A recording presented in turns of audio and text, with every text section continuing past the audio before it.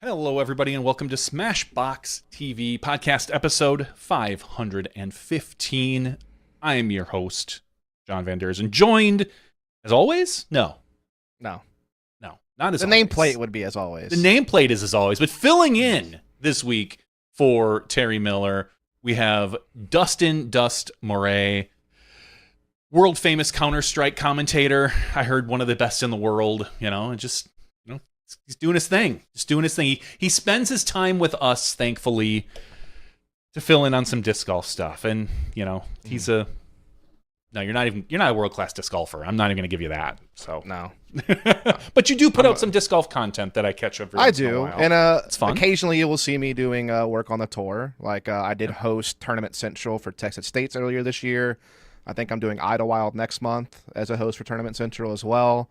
And I used to do post-produce commentary for Gatekeeper a couple of years ago. So I have done some disc golf stuff, but yes, mostly known for esports stuff. Yeah, you're known for the esports stuff, but you keep up on the on the disc golf. You're an avid watcher and a media guy. So I know we chat once in a while, and I asked Terry earlier today. I said, "Are you gonna be around?" And he kind of was like, "No, dude, it's like 3 a.m. here." Yeah, and I was like, "Okay, well that's that's like a normal Terry time, but 3 a.m. there is different here, and his normal schedule is flip-flop, so it's just it can be a nightmare. But we're happy to have you this week when we're going to talk a little bit about the Krohkol Open. For weeks and months, we've been calling it Krohkol, but after listening to the commentators, it's pronounced Krohkol.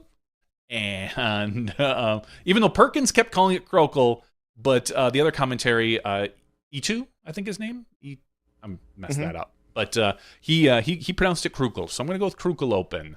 We're going to talk a little bit about KC Wide Open. Maybe we'll get into a little European Open preview and President's Cup as well. Did you catch the coverage this weekend? The FPL coverage is hard for us, man. That's 2 a.m. For Krohkol, I definitely caught a lot of the post-produced coverage that I think it was at MDG Media puts out. They're kind of the European partners, and they do a fantastic job, by the way. Like I definitely enjoy how they present the product, and their commentary and everything is really top-notch. So I got to see a good amount of it from the post-produced side. So yeah, I did get to follow it. Yeah, we had, not a shocker if you look at anything as far as who won.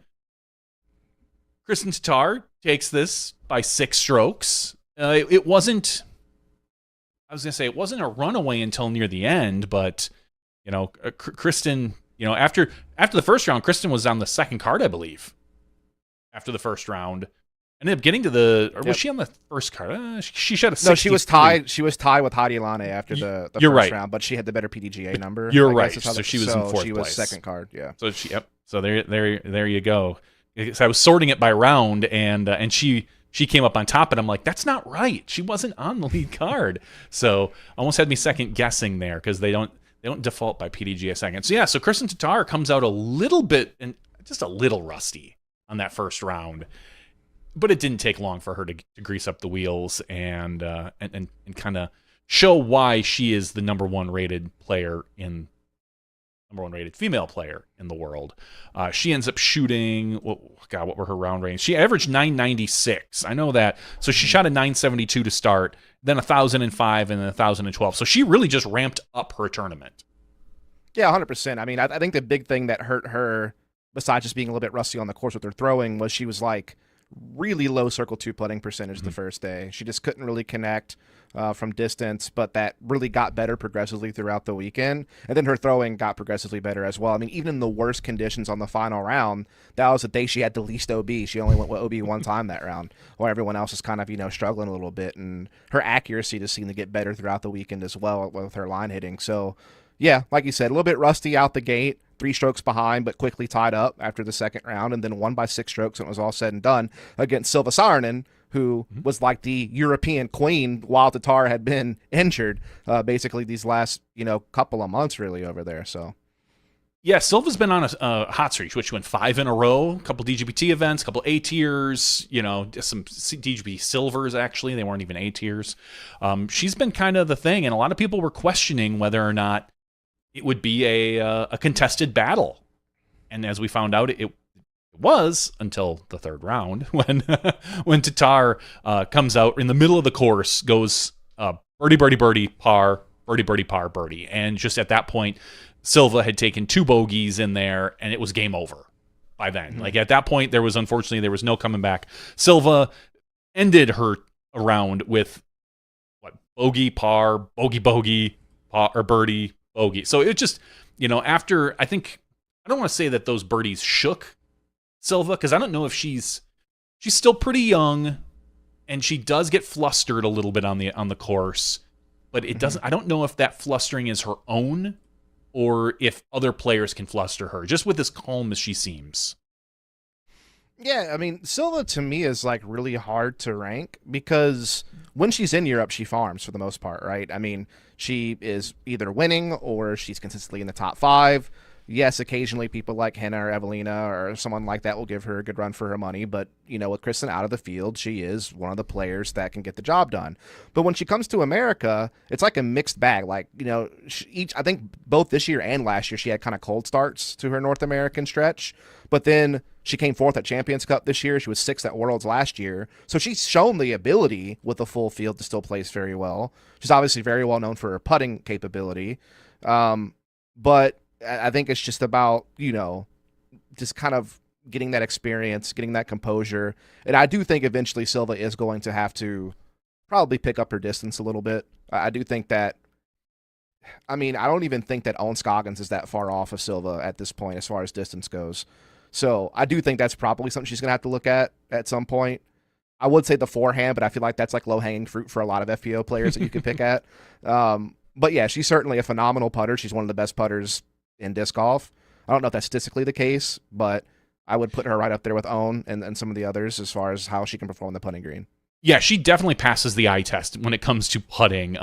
She surprisingly went 0 for 4 on that final round for putting from Circle 2, which really hurt her. And honestly, only this weekend was only 1 for 16 from Circle 2 in C2 putting. And that's shocking because you almost always expect her to drop in 1 or 2 50-footers, and she just didn't. And I think that clearly was one of the issues that hurt her amongst, all the bogeys she took at the end of the final round. But yeah, she's so young. It's really hard to put put your thumb on how she's going to progress. You're right. I think she could pick up 50 feet. She can pick up 50 feet of distance. She's going to be crazy and keep that putting going, which as we've seen with Owen and Missy, age doesn't really matter too much when you're with putting. It's all in, it's all in the driving and, as you said, the low-hanging fruit with the forehand. So I think Silva's going to be fine. She needs to get another year or so under her belt to get comfortable going back and forth to the U.S. And just the U.S. courses. They're different styles of courses than what Silva's probably used to playing competitively on, whether it's playing from the MPOTs, which can be a little traditional in Europe, or just the style of course. We saw this Krohkol course was gorgeous.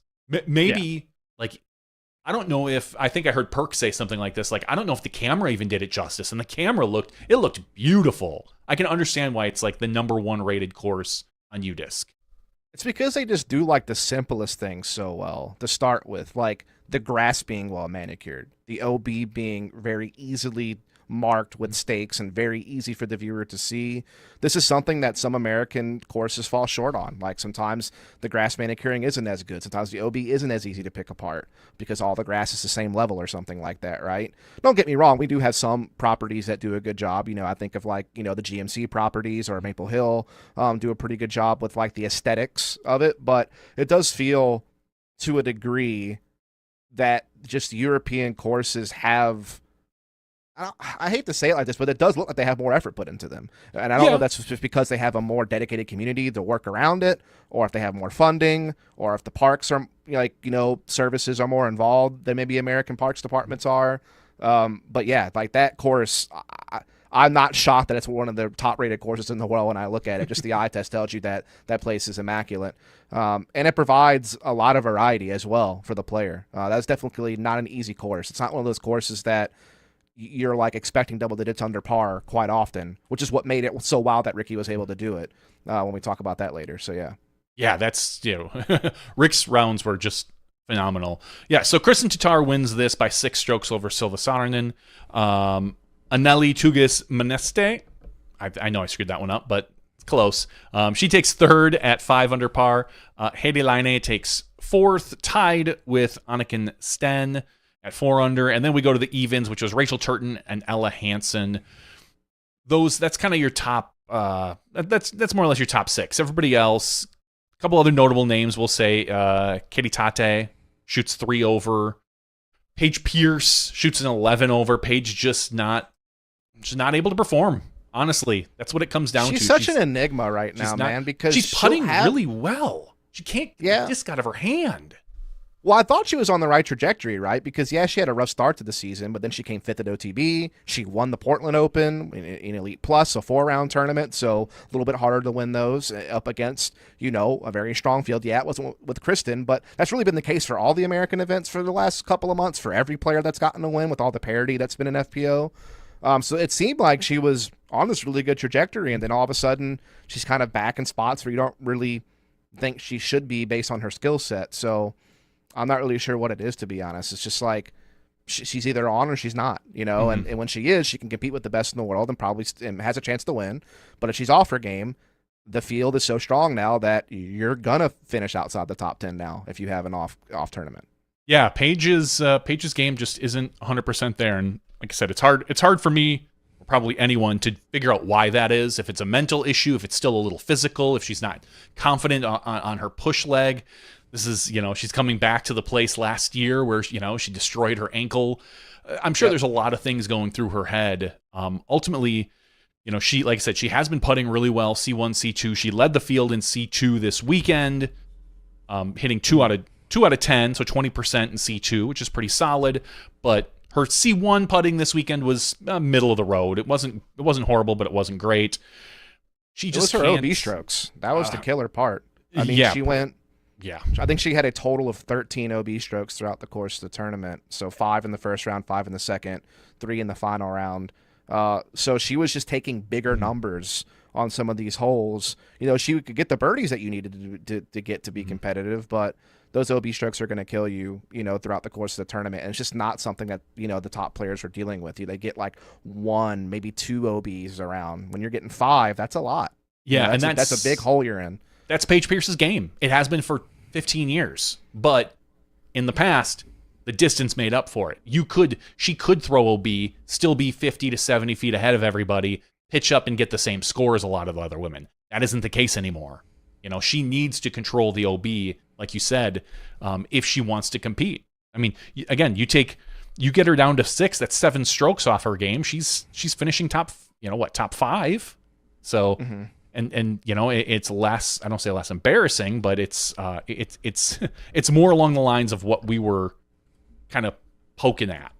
So, all right, maybe not top 5, top 8 if she drops those strokes. But it's Paige is an enigma right now, and I think she needs to find the healthy balance between her competitive edge that I feel like isn't quite as sharp as it used to be, and the confidence. And then I think she'll be right up there. She has all the skills. We know she does. It's just a matter of putting them together these days. So let's move over to our MPO. As you hinted at, Ricky Wysocki stomped the field. Like it was a good old fashioned ass kicking. Honestly, it got just a hair interesting on that final round with Jakub getting within 3 or 4.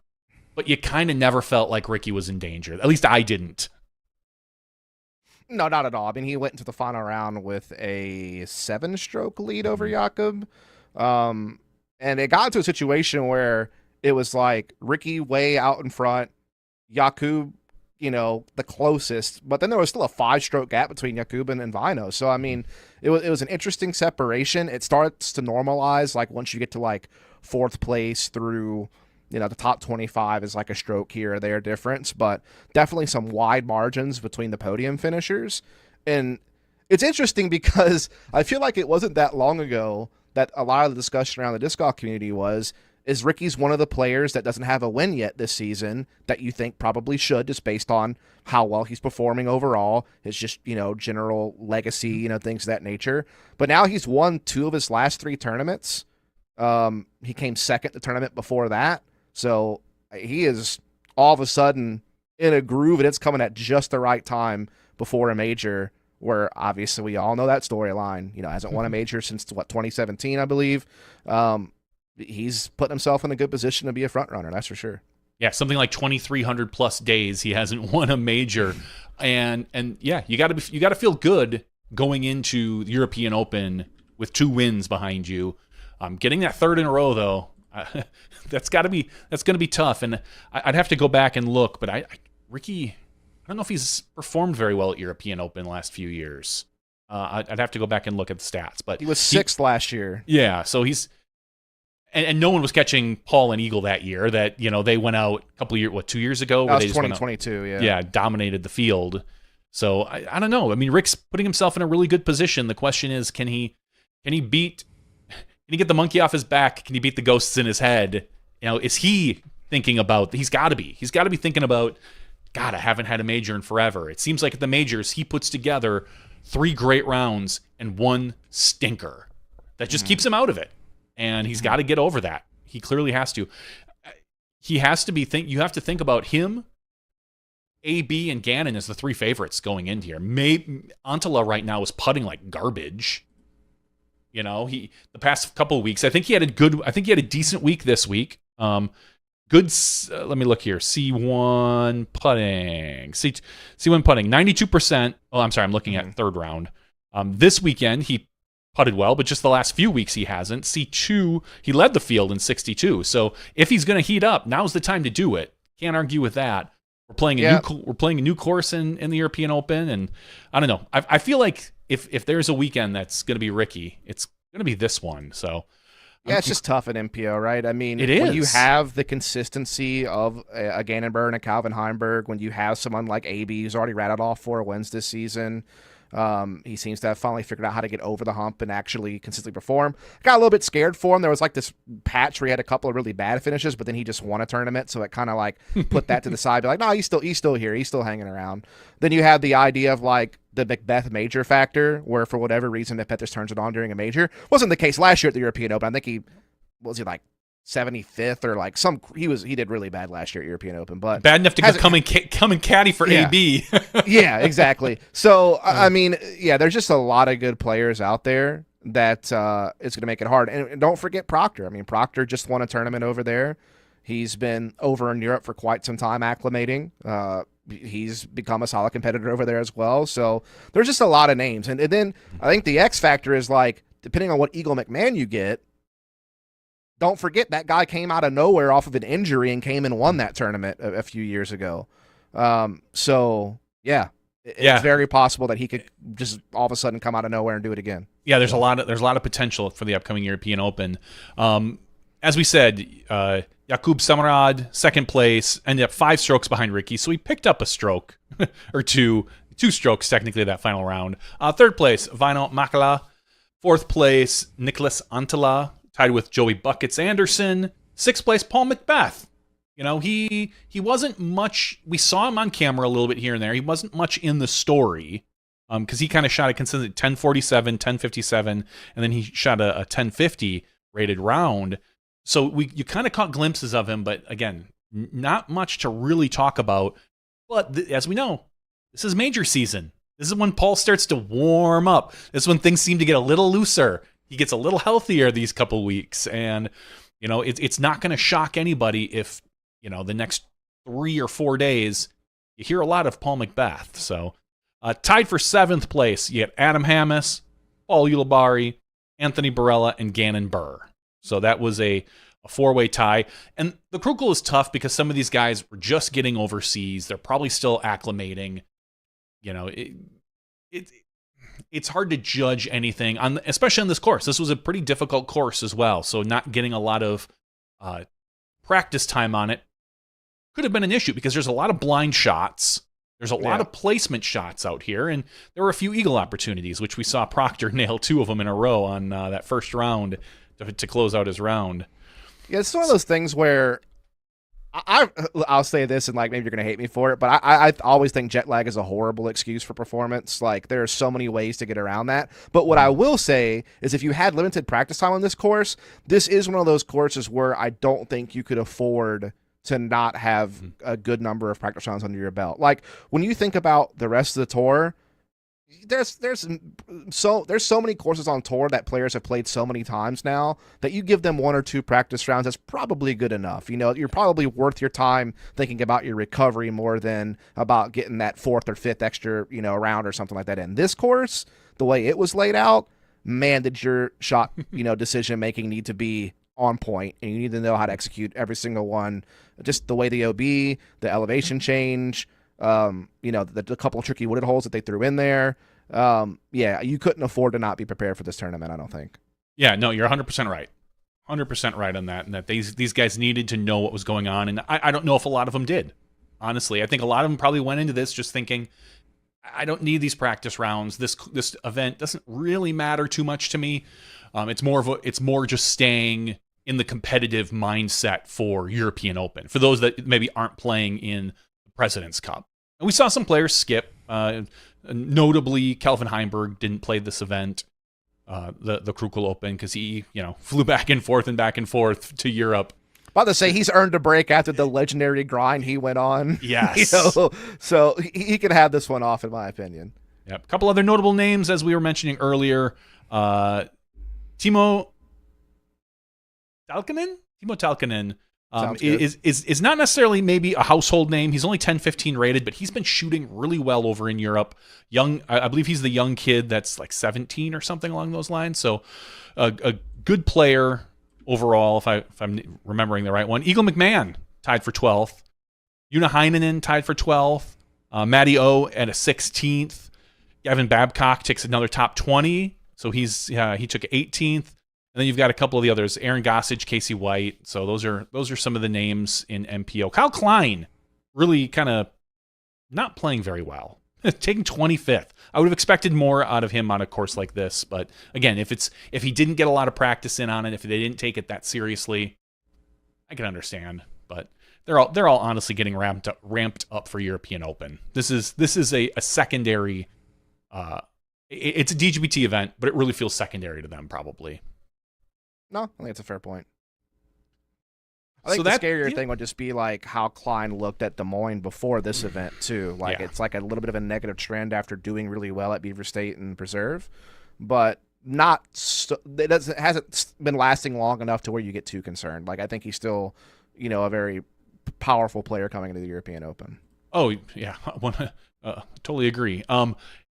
He might be running the same thing that Barella ran into on the West Coast swing, where it's just like, Maybe the grind, for AB, the grind got to him a little earlier. For for Kyle, the grind is getting to him now. Not the best time. Hopefully he can, spin himself out of that if that's the case and really, start to nail that down.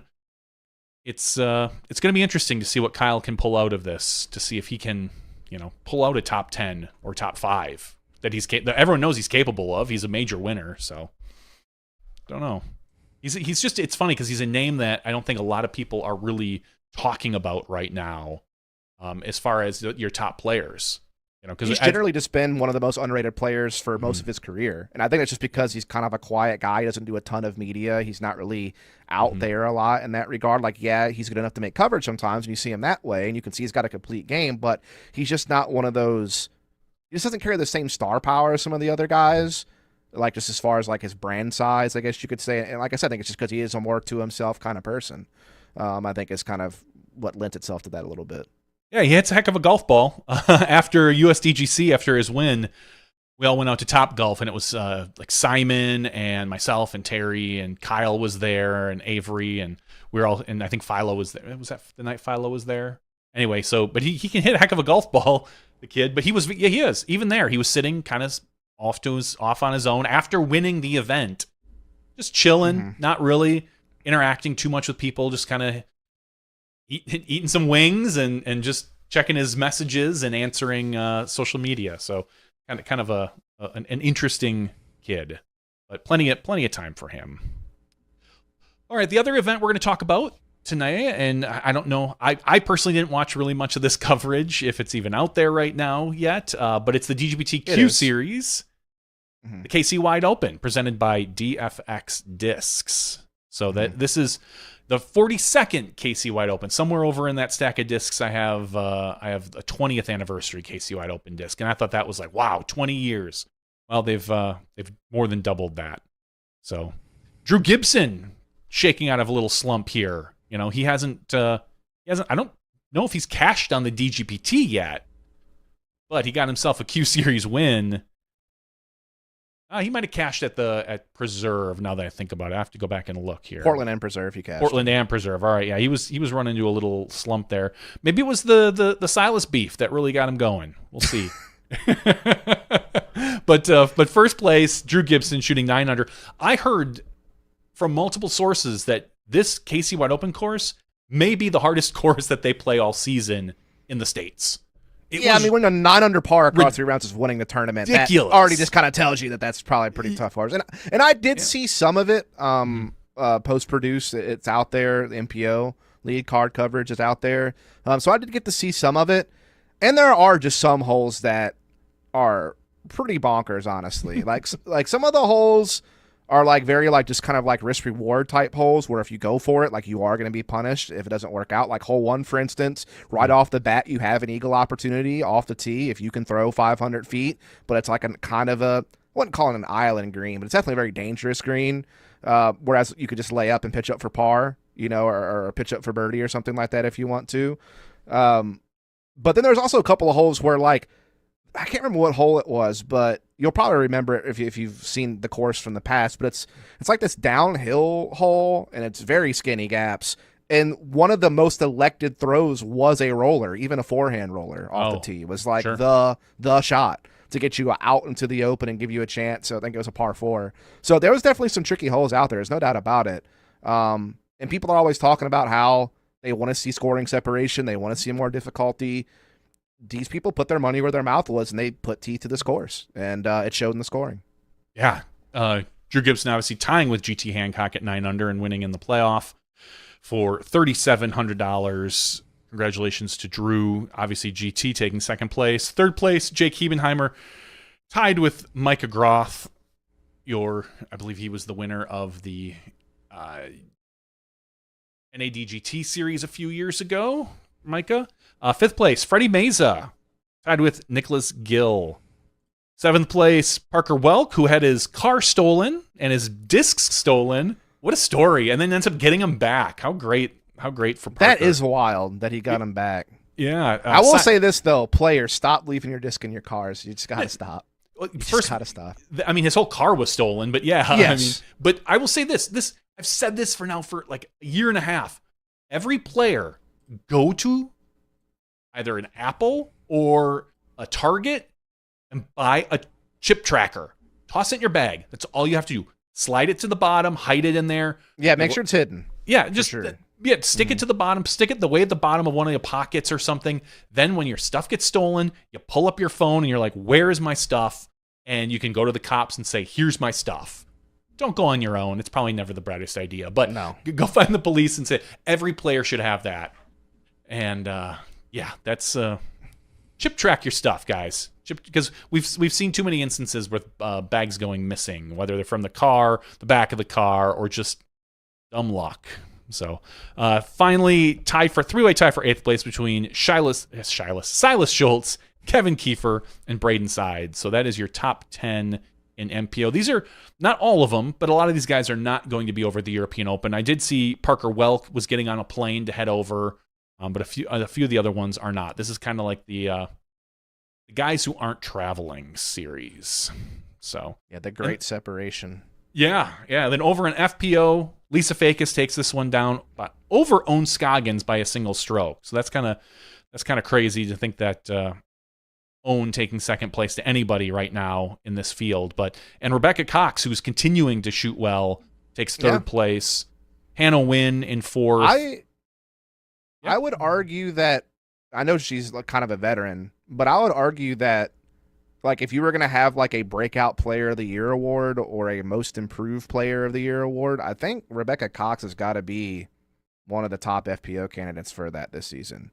Yeah, I could see her as, like, the Comeback Player of the Year. Yeah, comeback. That's another good one. Yeah, that'd be a perfect instance for her. Because I guess breakout's more of like a rookie thing, or like a player who hasn't been on tour very much. Yeah, maybe who doesn't qualify for right. like. But yeah, your comeback player of the year for FPO right now, hands down, I think could be Rebecca Cox. She 100%. Has just played phenomenally all season. So we're constantly seeing her 1 or 2 rounds on coverage. So you know it always feels like she has that ceiling where she can't quite break through to the top 3.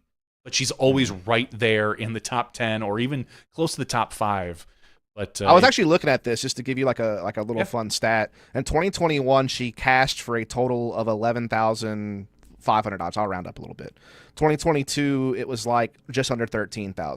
2023, it was $10,000.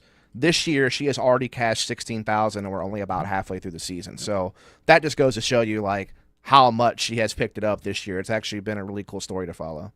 Yeah, and it's not like the other seasons where like the money was ramping up. We've really plateaued as far as purses this season. With the you're within 5% probably almost of every event is right around where they were last year. So yeah, Rebecca just getting it done on the course. So congratulations.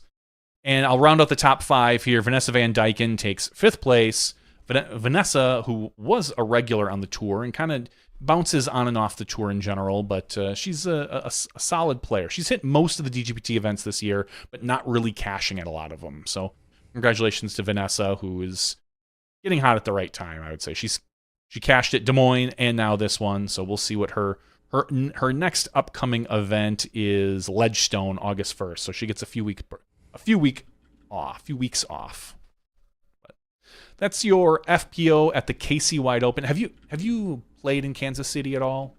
Have you been in there, Dust? I haven't been outside of Florida, Louisiana, and Alabama. As far as disc golf goes, I've been all around the world for broadcasting, but disc golf, I've pretty much only played Southern Alabama, where I live at, Florida Panhandle. I've played Cliff Stevens, and then like a little bit of Louisiana and Mississippi. But yeah, not gotten to play a lot of courses in the U.S. There's a whole world of courses out there for you, buddy. I know. I like KC is renowned. It's one of the disc golf. I feel it's one of the disc golf meccas. There's, you've got your kind of Dallas area, obviously Charlotte, Minneapolis, and I feel Kansas City as well. Like those are your big U.S. ones where if you want to get a lot of disc golf in, that's where you go. If you've got a 1-week vacation and you just want to get as much disc golf as you can in, those are the places that you kind of hit, because you can play 2 courses every day and still not run out the way KC is. And some really, really phenomenal courses. You got Waterworks is a world famous course. It's not as hard as it used to be compared to where the players are these days, which is why it's really not part of the KC Wide Open, but it is a classic course and a lot of fun. So that's your KC Wide Open recap. Not a lot. A lot of people getting prepped now for the European Open. We've got the President's Cup coming up tomorrow. Is that technically tonight? Does that start tonight at 2 or 3 in the morning? Something like that, probably, yeah. Yeah, so we're not going to get there tonight. Not on this show, that's for sure. Not anymore. We ain't doing that no more. It'd be a hell of an after show to get to. Be a hell of an after. Just broadcast the President's Cup. That'd be phenomenal. Yeah, 100%. Yeah. Just you and I can do a companion stream for that one. It's sounding better and better the more you keep talking about it. So. I know. I know. I have an esports broadcast at 8 a.m. So tap out early. You doing that from your house? Doing that? Yeah. Nice. Yeah, the classic remote stuff. 100%. Yeah, that's how it goes. So, first, let's talk a little bit about the President's Cup. Sure. Do you have any predictions? We'll start with anything. Is this going to be Europe's year, or did they miss it last year? What are you thinking for President's Cup? So I don't. You'd have to remind me of the exact format of how this is going to play out. But if I'm just looking at the rosters, it's obvious Europe has the better FPO roster. I mean, no slight to Missy Gannon or Ella Hansen, but you got #1 player in the workers, Tatar, then Evelina, who I think has 3 wins, one of them being a major. She won Champions Cup. I'm not crazy here. So she has 2 or 3 wins this season. I can't remember how many total. But anyway, obviously phenomenal thrower of the disc. It's always just been about putting for her. But then when you get to MPO, obviously the advantage starts to tilt. But I don't know that it's tilting as much as maybe years past. because you'd be crazy not to call USA the better team as far as the MPO players. Like, I mean, all the most consistent players from this year: Calvin Heimberg, Gannon Burr, Ricky Wysocki. They're all playing for the USA team. And then you got AB with 4 wins. You got Eagle, crazy potential. Paul Macbeth, always pretty good. At these types of tournaments. But I do think that the gulf between the MPO lineups is not as wide as maybe years past, because you do have someone like Simon, who's now a proven winner. You have Nicholas, who's also a proven winner. Yakub is coming off of a hot Krohkol event just now. So they have some players. Like, it could be interesting this year. Yeah, I believe that they're playing 2 rounds. I have it up here. The President's Cup 2024 schedule.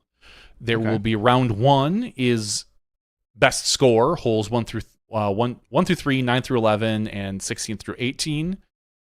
And then you've got a match play, which is the same hole. So you're basically playing 2 9-hole rounds. So is it like best score doubles or something like that? How does best score work? It's best score. So I believe it's combined. It's kind of like you're playing individual, but in a pair. So I think they combine the 2 scores. So I think that's what they're considering best score. So if you shoot a 3 and I shoot a 5, I think we get an 8. I believe that's what they're doing for best score. Yeah. Okay. So and then you're competing against the other team that's on your course, and then it's straight up match play, round 2. Mm-hmm. So those are your. But I think you did nail it. I think it's going to be close. The FPO is going to get taken by Europe, is my guess, unless we see some sort of major upset.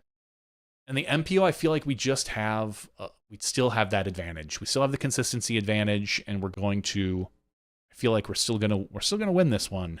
We're looking at all the previous year winners. They all say Team USA.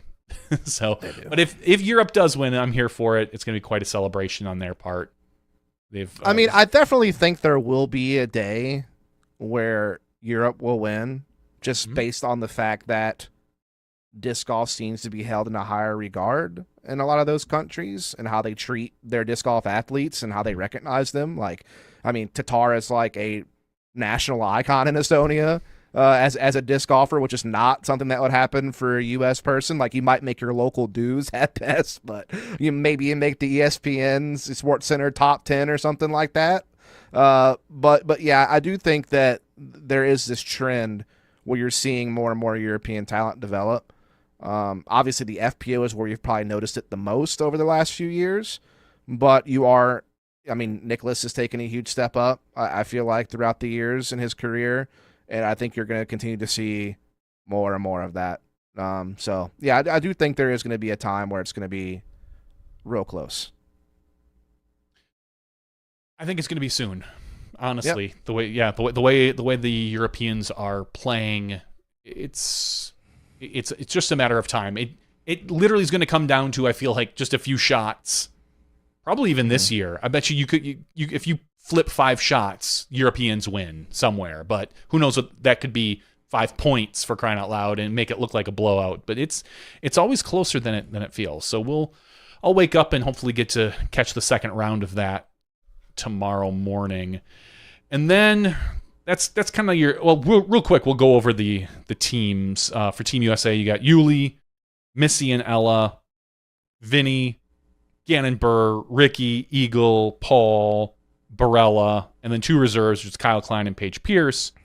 Over on Team Europe, you've got Captain Sapupayo. Ulibarri was the captain for our team. But then you've got Kristen Tatar, Evelina Salonen, Lazat, Antala, Makala, Samarad, Albert Tom, and Mari Vielman. And then their reserves are Henna and Yuna. So it's so... I could see any of these matches going anyway. Honestly, it all depends. Like, which Eagle are we going to get, and which Barella are you going to get? It could be so close. It could be. All right, we'll talk a little bit about European Open as well. That's in 2 days. That's not tomorrow. Obviously, that'll be for us over here in the States. Going to be 2 days nights. Yeah, that almost makes sense. 2 days of nights. Anyway, not tonight, but tomorrow night we'll start doing European Open, and we're playing 2 different courses.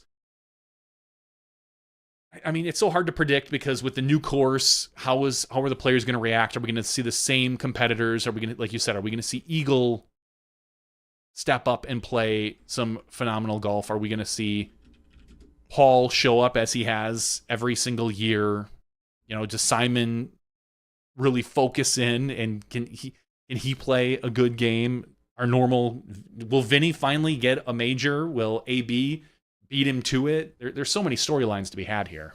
I'm just glad that they're finally using this second course. Like, this course was beautiful, and it was always sad to me that I had seen like footage of it from just different content out there, and I'm like, why in the heck is this course not being used? Don't get me wrong, I know that the Beast is iconic at Nokia, but there are a couple of eyesores there, if we're honest. Kind of like USDGC has a couple eyesores, or some of these places that are along parks. Like, there's only so much you can do to kind of hide some of the less aesthetic things that are on the course. But there's still no doubt how legendary the Beast is as a course, hands down. It's very difficult the way the OB is set up, the different shots that are demanded of you. It's definitely a championship and major worthy course. I'm not trying to knock it, but this other course is beautiful.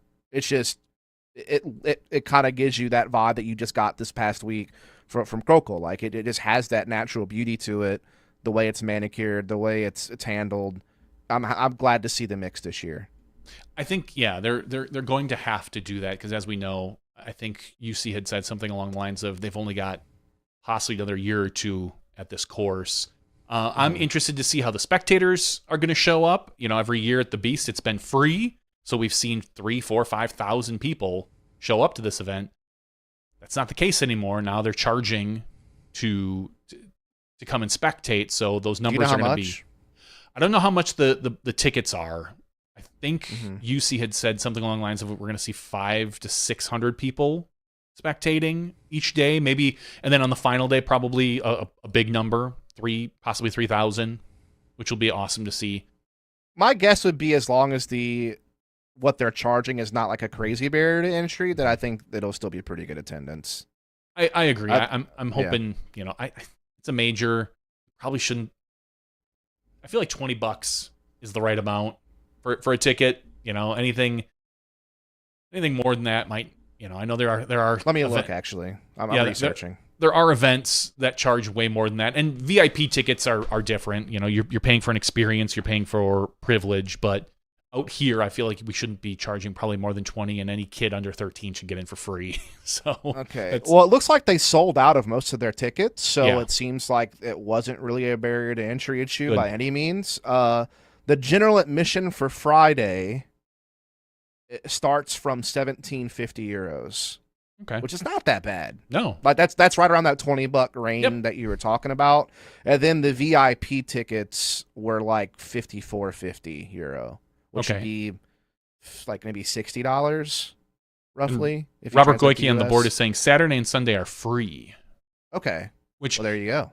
Honestly, I feel like probably has to be, because I think Saturday and Sunday are at the Beast, and that's in the middle of the city center, and would be a human nightmare to try to regulate that course. You can get on from, my understanding, I've never been there, but you can get on from almost anywhere. There's no locking that course down. It's played through this course is in the middle of the city.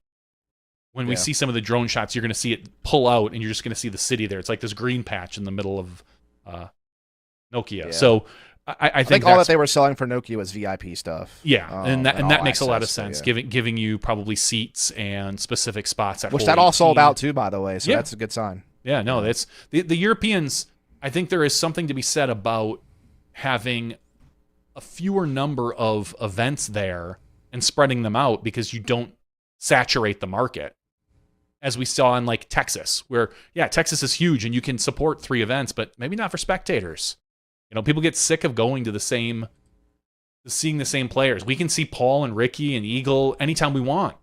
These guys get them once a year if they're lucky. Mm-hmm. So I think that drives a much bigger push on the event.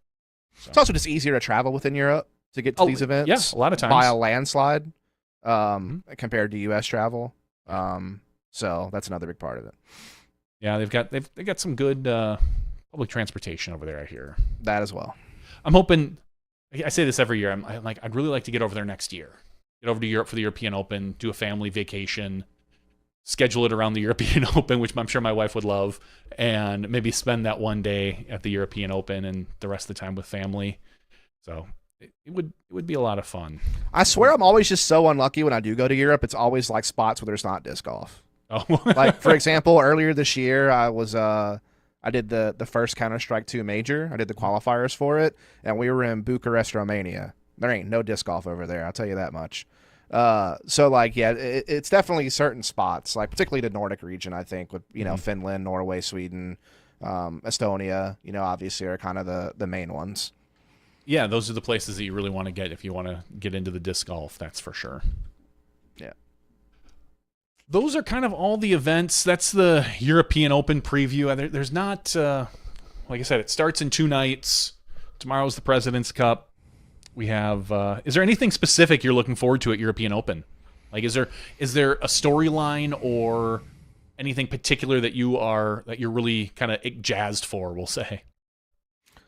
Yeah, I mean, obviously it'll be cool to see if we get a first-time major winner at this event. Like, obviously last year, we got that with Corey Ellis. Being able to come out and win the European Open was a pretty massive deal. I mean, he was a guy who certainly was, last year, a pretty consistent player, like very much up in the running quite often. But to then be able to actually finally get over the hump and do it at a major is really cool. So I would be interested to see if we finally get that. Can Calvin Heiberg finally get his major? I don't know. I'll pull a real dark horse one. What if Matty O comes out and finally wins a major? He's been trending. He's been trending a little bit. He had 2 podium finishes before he went over to Europe. Could he maybe make it happen? And we're still technically east of the Mississippi, which is where he prefers. So exactly. I mean, or do we get a European major champion? Do we get Nicholas to be able to defend home turf and go out there and get it done? I think that would be my most interesting thing is like, I would like to see a first-time winner in the MPO field. I think that'd be really cool. Obviously, it'd be cool to see Ricky finally kill the drought, and I think he's in a good position to do so. But, yeah, it would be neat to see if you just kind of have like a Corey Ellis type story come out of MPO, but just because of how good the MPO field is right now. It's so strong, and the vast majority of the players you would want are there. Like, there's not too many people staying back at the house. You have most of the field there, so it'll be cool, Yeah, I'm curious from a viewer perspective. Eagle has always been a huge fan favorite over here, and he's always been with Discmania. Does the change to MVP change his fan base at all over there? Just this Discmania and UC have always been so prominent, and they've always put so much promotion for him there. So I'll be interested to see that, and I think that if Nicholas wins, it's going to be chaos. It's going to be nuts. The home turf first time major win. It's one of those. He's got to be dreaming about it. All these guys want to win, but I bet you Antila has that almost maybe to a detriment. Might be kind of really amping himself up for something like this, and especially since he became second to finish nationals. Yeah, which was in a playoff. Which that is so big for these Finnish players. Like that is such a huge event for them emotionally to be able to go out and win that, and so to have that happen, I think adds even more fuel to the fire to want to pull off the European Open on home soil. So yeah, I think that would be an incredible story if Niklas is able to pull it off. Obviously, we know that he can win. He's done it before. So yeah, I mean, he did it at Austin this season, for example. So yeah, it would be really cool to see a first-time winner. And I think that a big story in FPO would be if Kristen didn't win. Yeah, I mean, that is the story, right? It's the opposite. It's the complete year. It could be any other player, because if Kristen doesn't win, she probably played poorly or somebody shot out of it. Like, I could see a situation where Evelina goes nuts. Just starts. Here's the big one for me for FPO. This is the big test for Silva, in my opinion, because Silva farmed Europe when Kristen was injured and when she was playing at silver events with weaker fields. Now, at the Krohkol Open, or Krohkol, she came second to Kristen, while there was some pretty strong players in that field. I mean, she has beat Evelina and Henna at some tournaments in Europe this year. So it's not to say that she hasn't beaten anyone, but let's be honest, like the field strength has not quite been there for some of her wins. This time around, you're really only missing like Owen Scoggins and Holland Hanley. I mean, that's like really the only two like big names that you're like, man, I wish those players were there for this tournament. Everybody else is pretty much there. So if Silva can pull off something, that would be like a huge step for her to like really assert herself as, no, I am one of the top 5 players in the world. You know, like I do think that could be a fun story. Yeah, I agree. I think top 3 for Silva is close to a win. Or can Big Money Missy finally win a major? That would be huge. She has the throw pink, but she doesn't have an actual PDGA. She has a major in our hearts, just it's not a major. on the record books. Yeah. It is and it isn't. But Missy winning one, that could be a lot of fun. I just feel like these courses, and I put my foot in my mouth here, but I just don't feel like these courses really suit Missy's game like some of the other ones. I think this feels like if a dark horse, so to speak, is going to win, it's going to be Evelina. The people that aren't thinking like, to me, 2 majors under her belt too in one season. Because here's the thing. Here's the other thing I want to bring up. That's my gut. Like if it's not Tatar, I feel like it's an Evelina situation. It's not a bad call. Yeah, just the way she throws, but she has to get her putting under control. Like she has to. Yeah. There's no way she can putt like she has been and still win. She has to get that under control. I think for me, it's like this, like in something I've been talking about with a few others out there, and that is that the Player of the Year race for MPO is wide open right now. It feels like. I mean, you have top candidates. You know, Gannon Buhr's a top candidate. AB's a top candidate.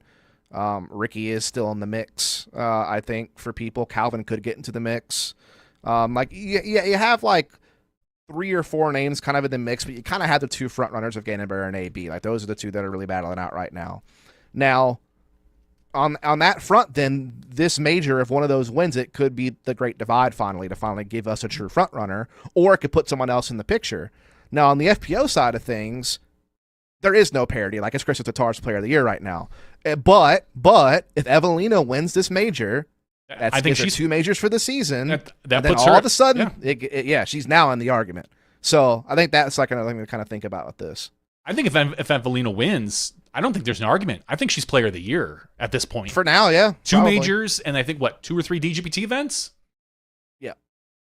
I don't think there is a question if she if she has it. If there's it's an Evelina world at that point, but it's also because Kristen was at both the majors that she would have won. If she wins the European Open, she's already won Champions Cup. So you can't even bring up the excuse of, well, Kristen wasn't there. No, she was there, and she still lost both majors to Evelina. So that could be interesting if that does happen, 100%. I did see a funny post today from Andrew Presnell saying he's the only player in MPO that still has a chance at the Grand Slam. So everyone's rooting for Prez. It's got to be sad to be Prez and be a major winner and not be in the Player of the Year argument at all. Like that is a tough one, you know. But if he wins the second one, I mean, that's the Isaac. That's literally the Isaac versus Calvin argument from last year all over again, 100%. That's exactly what it is. So I would love to see Prez play well. I mean, would it make sense for Prez to play well right during the RNC? Maybe. Got the RNC and the DNC coming up. Yeah, I don't know. Yeah, the Prez for Prez thing. I was like, where are you going, John? Prez for Prez. I think the VP already got selected. I don't know. Anyway. Yes, it did. And I've got RNC on my mind because I have to drive practically right next to it every day for work here. That's fun. It's everything is in lockdown in the city of Milwaukee right now. So I bet. Kind of crazy, but yeah, that's there's some really good European Open storylines out there that, and I guarantee you probably it's one that we didn't even think of. I'll say this in MPO, my dark horse pick that I haven't heard anybody else grab, Ezra Robinson. Ezra if that dude can just keep that one bad round. He just needs to get rid of one bad round, and he seems like he's right there. He's been playing so well this year. I think he gets a win this season. It won't be a major, though. That's my prediction. He'll You're get probably the League right Series this year, but it's not going to be a major, unfortunately. You're probably right. That's why he's my dark horse pick. He's that one that's like... That's a fair dark horse. If my dark horse pick is Matty O. But that's the super great. Biased one. Like, to be very clear.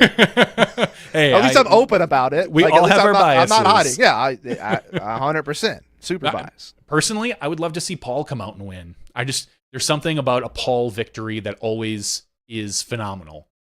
I'm happy Here's if the any of thing, them wins. like he But, has good history here. Not Yep. last year. Forget about last year. Forget about He has last good year. history at the European Open, and he's about to play a major or he's about to play Worlds at a course he built. So I mean, there are some outs for Macbeth to get some more majors on the tally to chase after that major record for sure this year. It'll just be about what form he comes into. We've seen a little bit of like everything from Paul this year. I feel like there's been some tournaments where he's like, there was one tournament he legitimately almost won. I'm trying to think which one it was. He came like he was in the running for sure. Was it MCO? I think it was. He was a few strokes back of Simon. Yeah, that sounds about and right. Then, it wasn't Jonesboro. Yeah, and then he wasn't that far off Proctor at the Swedish Open either. Yeah. So I mean, he's had a couple of chances. He just hasn't quite put it all the way together. But then he's also had some real stinkers out there too this year. So he's hard to put your finger on. Another enigma player. It's funny. It's Paige Pierce and Paul Macbeth, like the past crown holders of their divisions are now both enigmas this year, where they could win, but they could also come 70th. So it's like, who knows? Yeah, I'll never count Paul out. Just because of that. Like, with Paige, it does kind of feel like maybe... It feels like the sport caught up to her.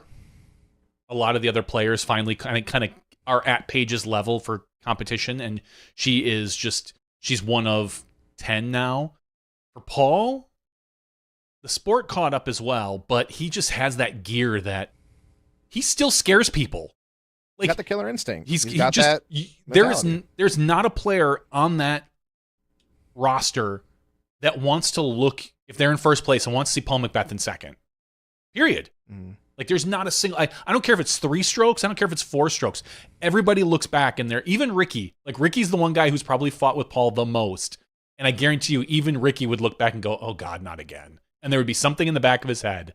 Paul There's that rear view, that side view mirror meme. Yeah, with the guy running. Macbeth, yeah, it's just Macbeth like a few strokes back during a major. Like, yeah, man. Yeah, there's just nobody. There's nobody that it isn't scared of Paul if he's close by. So we'll see. I mean, again, I just want a good, and I'm not really worried about this, a good competitive European Open in MPO and hopefully in FPO. But again, it wouldn't shock me if Kristen comes out on the final round and she's up by 7, where you're like, all right, this is write it off. But in general, good storylines.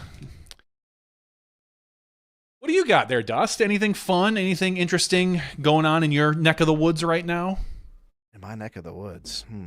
Any good tournaments coming up for you? Or do you have... Obviously, I think we talked a little bit before the show. You've got some Counter-Strike. You're doing Counter-Strike commentary tomorrow? Yeah, Counter-Strike 2 is the newest version of the game that came out the end of last year. So if any of you out there know anything about PC gaming, Counter-Strike is one of the all-time classic first-person shooters on PC. It's been around since like the year 2000, like its oldest version.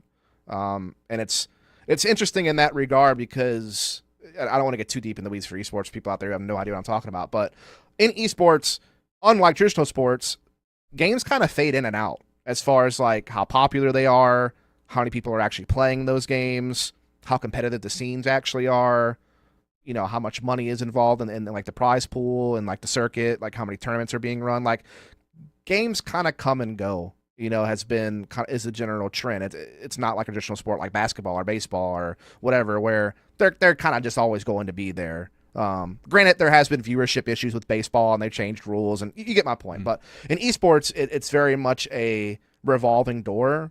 Like Call of Duty comes out with a new game every year, so that they kind of get staying power just because they're able to put out kind of a fresh new product every year. But yeah, Counter-Strike is one of the rare games that has, tested time. Like, it's been around for now 24 years. So yeah, I do work in Counter-Strike 2 as a broadcaster. And we're on the off season right now for us, like the player break. They do a player break in the middle of the season, and so the second half of the season is about to start. And it's basically an open circuit system, kind of like disc golf, I guess, in that way, where you kind of travel around to different events throughout the year. You earn points. They change your world ranking. Based on your world ranking, you'll get directly invited to really big tournaments, or you'll get invited to qualifiers, or whatever the case may be. And our second world championship, so we have 2 majors a year. In Counter-Strike compared to the 4 majors in disc golf. Our second major is in December. So we kind of have like a mid-year major and an end-year major is kind of the cycle that we're on. So. All right, that sounds like a lot of fun. So we're getting ramped up for the second half. When's Counter-Strike 3 coming out? I know nothing about Counter-Strike. When's it coming out? I mean, Counter-Strike 2 just came out, so probably not for a never long mind time. then. Yeah. So basically, the like the beta, the first Counter-Strike kind of came out in 2000 and it kind of developed into 2001, and then you had another version of Counter-Strike come out in 2006, then 2012, and now 2024. So it's really. We had a pretty big jump, but yeah, it was kind of like a 6 years. Every 6 years we get a new version of the game, basically. But this time around, yeah, it was 12 years for the last version of the game, and now this version just came out last year. So, and even in 6 years, it'll probably be like just an updated version of Counter-Strike 2. Well, even this version is kind of just an updated version of the last game, so it's not not too much has changed. Yeah. So If it ain't broke, don't fix it. I mean, honestly, exactly. It's kind of going from there. So.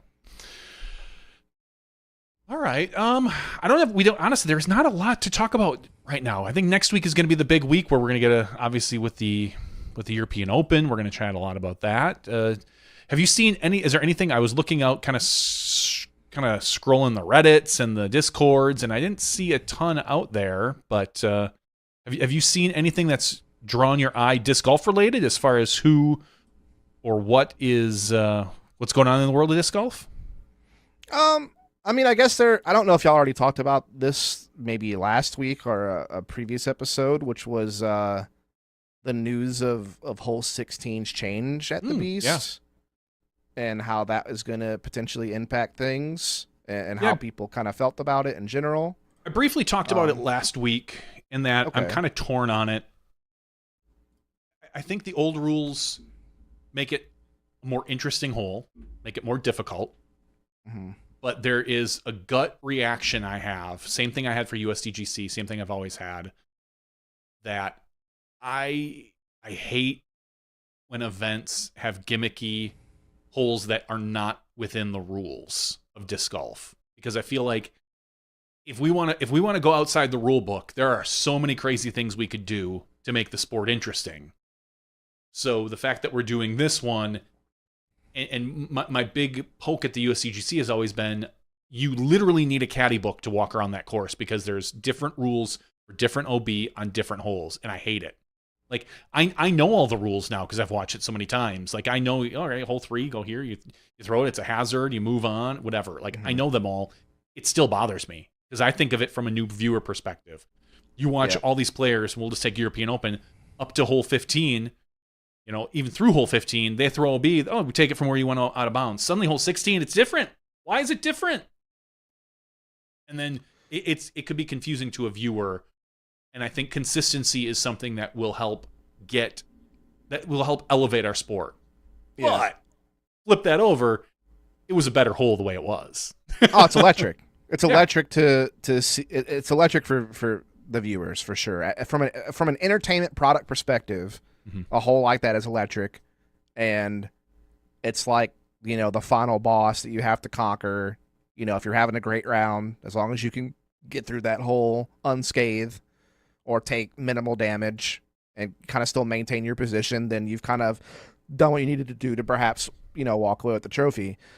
My thought has always been this. I do like the idea of advancing disc golf. I mean, the fields are getting stronger, players are getting better, and I don't just mean distance, I just mean in general. People are able to treat this more like a full-time job, which means they're more practiced, which means they're more consistent, and they're more on point with hitting lines and hitting gaps and managing courses. So I do like the idea of finding ways to make courses more difficult, to create more scoring separation where bad shots are punished, good shots are not punished, and amazing shots are rewarded. So, I do like the idea of, like, for example, this should try to prove my point. I hate drop zones that are putts.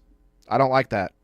Like, when you're on hole 8 at Maple Hill and you didn't make the green from 300 and something feet away off the tee, I don't think you should get a 60-foot death putt.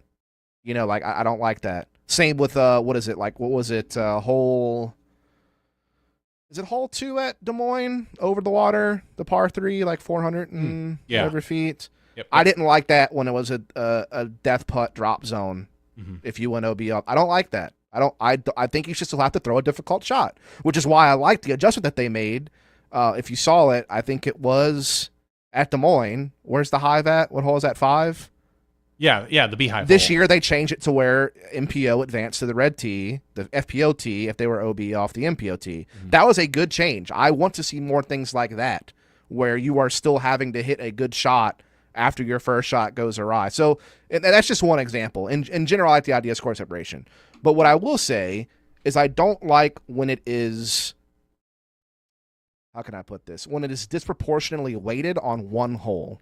Okay. I would rather see scoring separation difficulty spread out across the course, not just have like one hole that can ruin your whole round. Like that, to me, you're putting too much weight on one hole. Like, I don't mind if you scale it to where like the last 3 holes combined are the hardest 3 holes on the course, because yeah, like you want to have a fun finish or whatever. Like you don't want it to be kind of like a walk in the park par 3 hole 17-18. There's really no way for someone to slip up or someone to catch up from behind. Yeah, like I do like good stretches of holes at the end, but when it came to 16 at the Beast, to me, it's kind of like what they wound up doing with the bunker hole at USDGC, because it used to be the same rule, right? That you would just have to keep teeing off, and like you could take a whatever the heck you wanted. Poor Johnny like McRae, took like a 12 or something to lose. But if I'm not mistaken, I don't know what year it was. If it was last year, the year before, whatever, did they not change to like a progressive drop zone system? Yeah, MPO? it's been a few years where it's been progressive drop zone. So I think you take 2 from the tee on 17, then you move up and you take FPO? 1 or 2 from there. I think maybe just 1, and then if you don't get that one, then you go to the drop zone on the green, which is not like a makeable putt. Like it's pretty far. It's far. It's like a 50-footer. Yeah, 50 to 60-footer. Like you have to hit. Yeah. I mean, it might be 60 feet. So Yeah. it's a pretty significant putt. And then you're looking right at the hay bale OB behind it, usually. I think that's a good middle ground. Like instead of just infinite tee shots or like infinite throws from your lie, I do think that maybe some type of progressive drop zone system for 16 at Nokia could have been a compromise where, yeah, you scale back the difficulty from it just being like you can throw your whole bag from that one spot and never hit the island, like we all know what happened to AB last year. So I think there's a middle ground to be had. I just think they went too far in the opposite direction of making it too easy, in my opinion.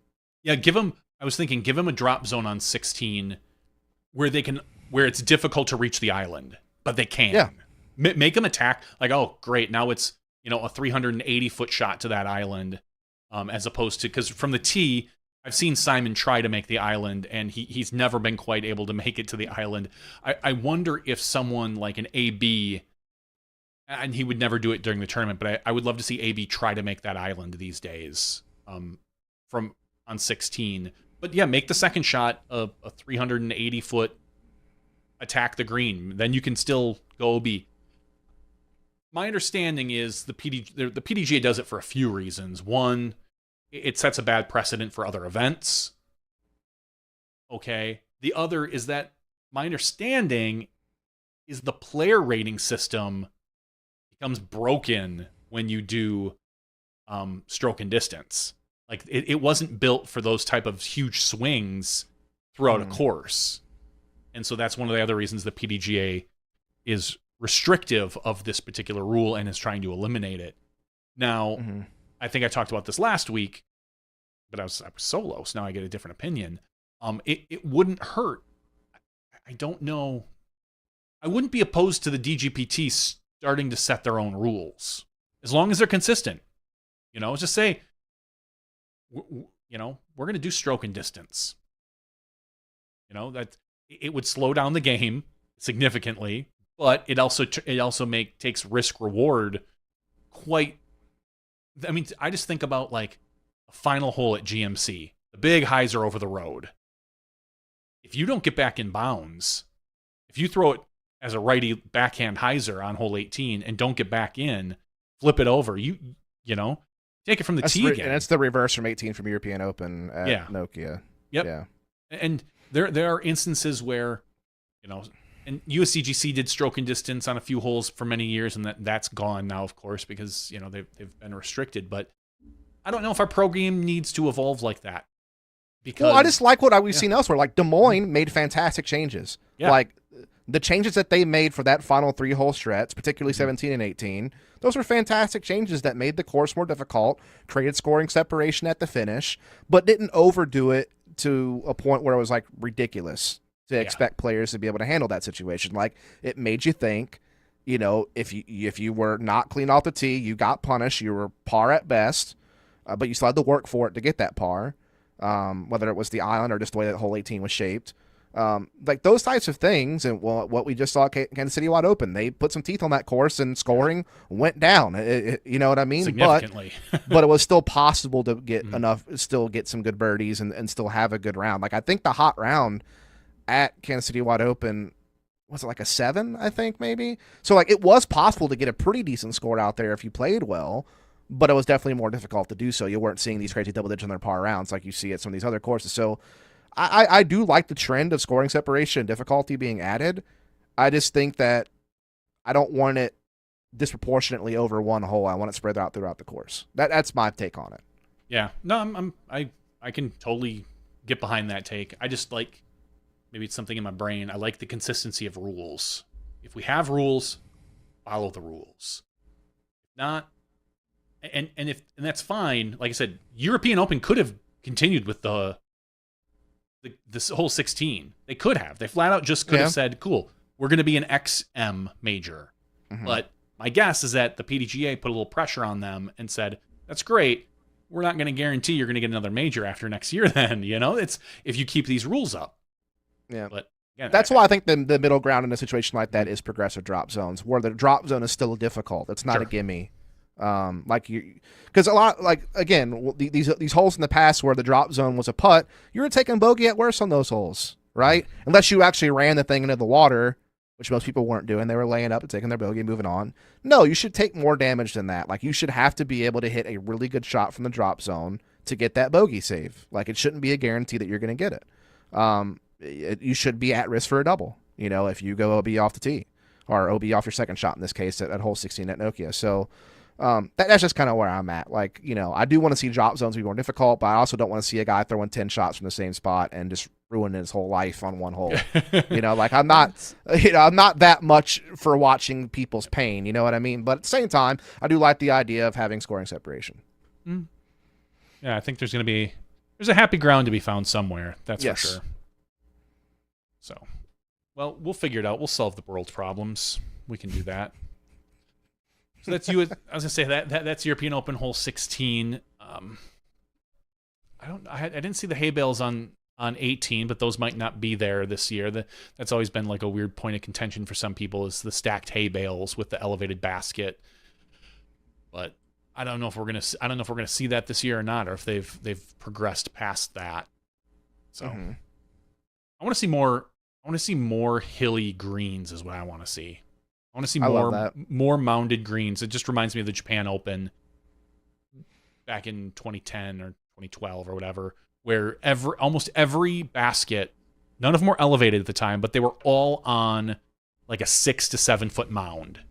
So if you missed, you were flying past the basket usually, unless you hit the basket and fell down and rolled, which happened to all of us at some point.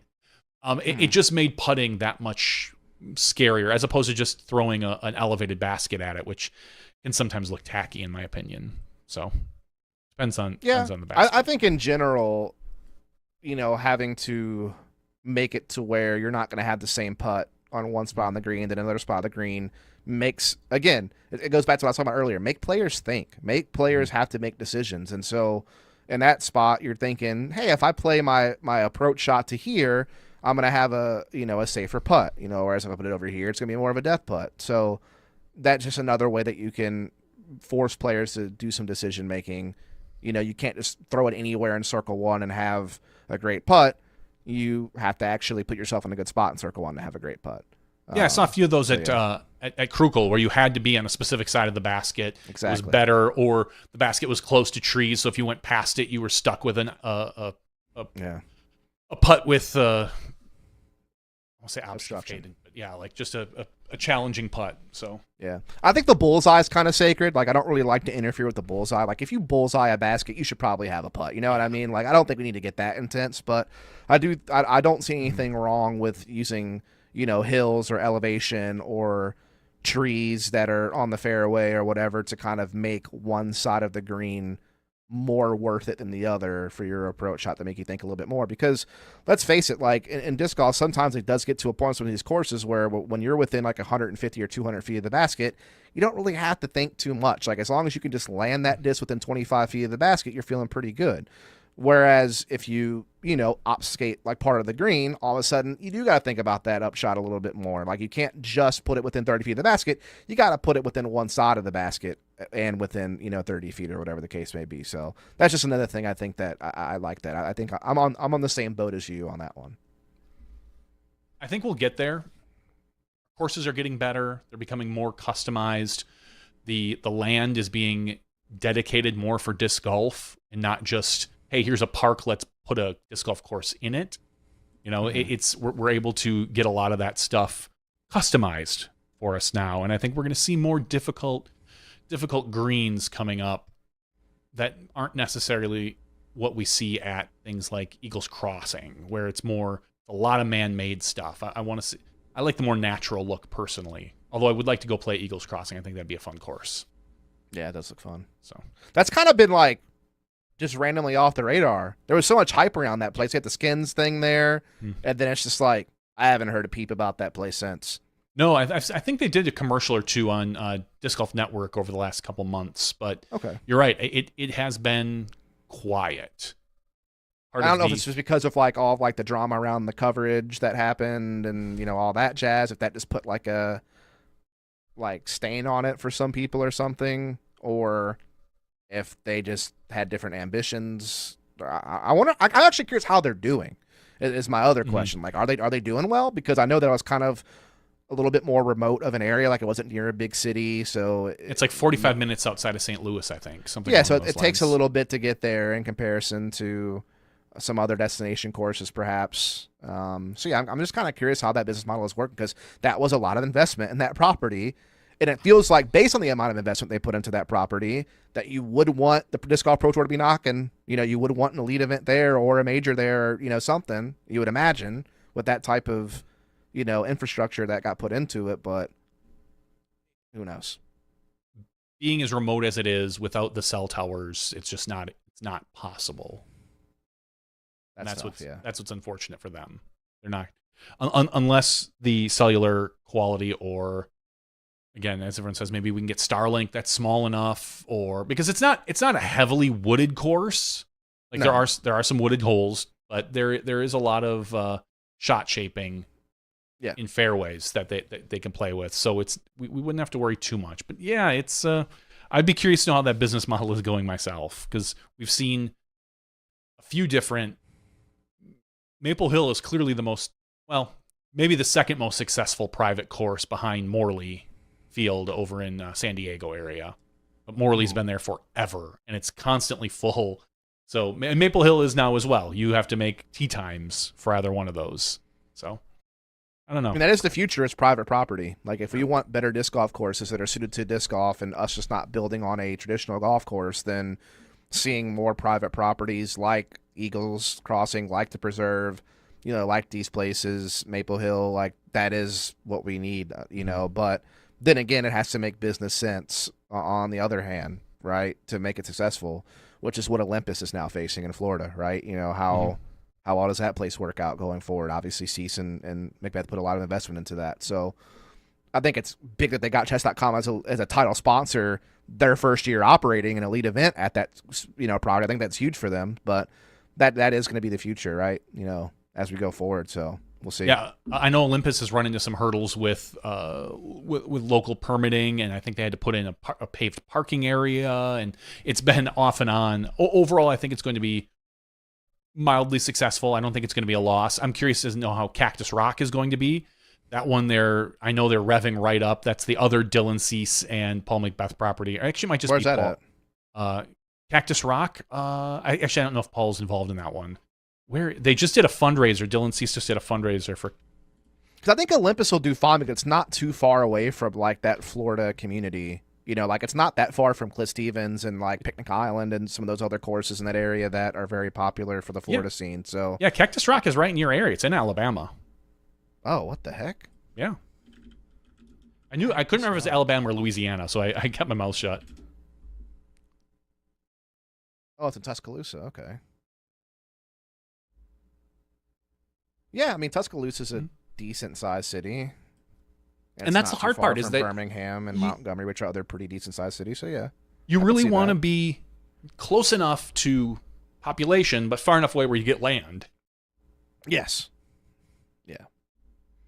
Like I know that we're and like because our community actually this year became a USCGC qualifier, and it's also it was perfectly located from people coming from chess.com into the Texas swing, and then the year before that it was right on the path from the Texas swing up to MCO.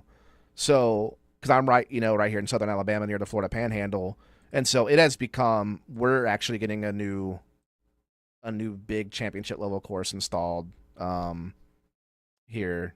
I can't talk too much about it, but it's going to be like where the new airport's being built in Brookley Field, kind of like more towards the downtown Mobile area, not like West Mobile where the current regional airport is. Which if you've ever been there, you blink and you miss it. It's a pretty small airport. So yeah, they're really developing that kind of space, like more towards the bay. And so, that's going to be a pretty big one too.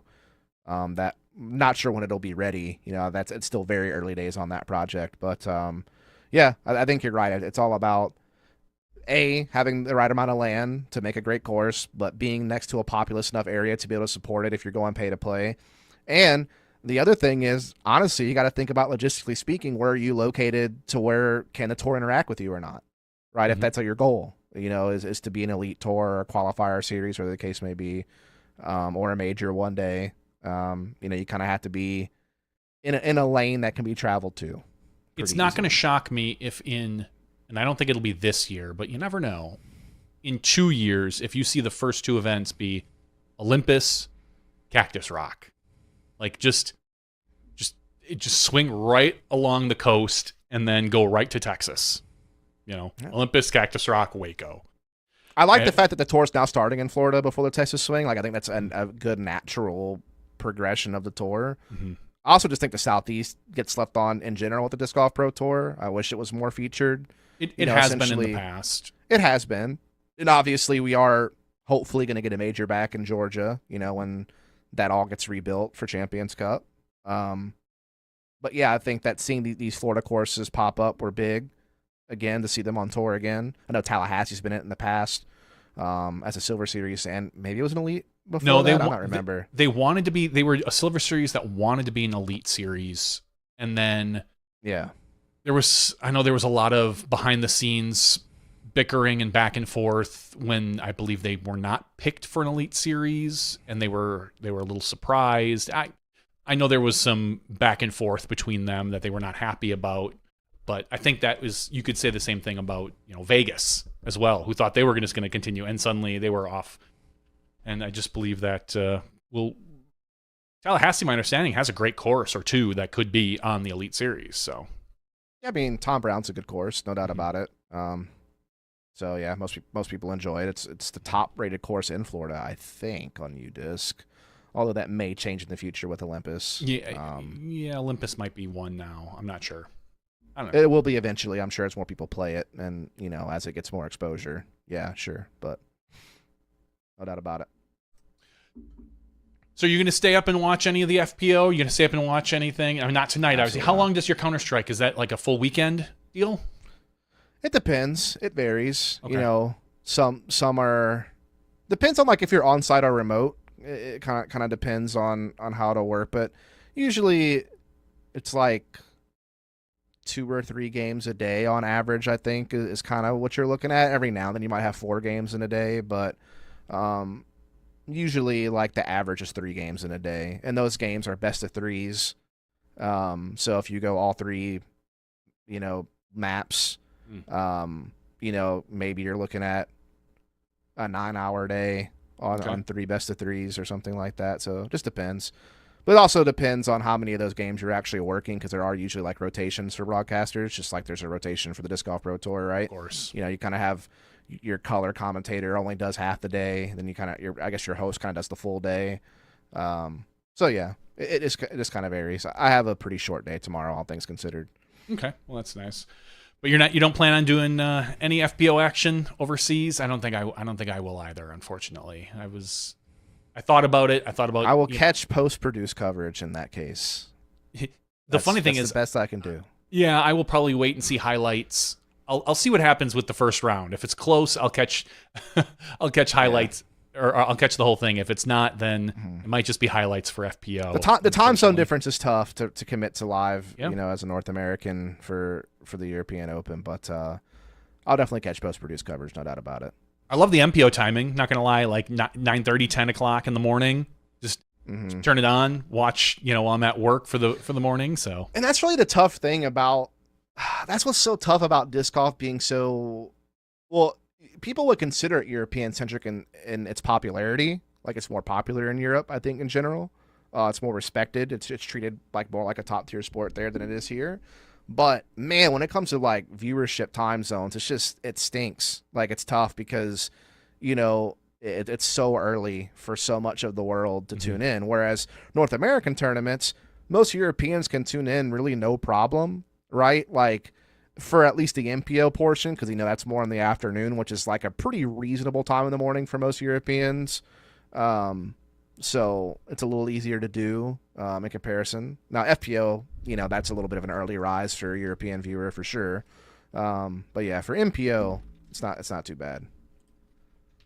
Nick Markey says he's going to watch every round live, and I say yes because he's going to be forced to, as he's probably working. Oh, is he? There you go. Either graphics or replay for the European Open is my guess. I bet you a lot of remote workers from North America are really enjoying that broadcast schedule for sure. Oh God, this weekend it is miserable. Oh, I've done it, dude. Yep, I know. Let me tell you the all-time story for me as a broadcaster. Right now, don't want to complain because it was a really big gig. It was the one I was telling you about earlier, where I was I had to go to Romania to do the major qualifiers. It was the first major for CS2 actually, but I was covering the Americas qualifier, which was being hosted in Mexico, in Monterrey. And then I also broadcasted the Asia Pacific qualifier, which was in Shanghai, China.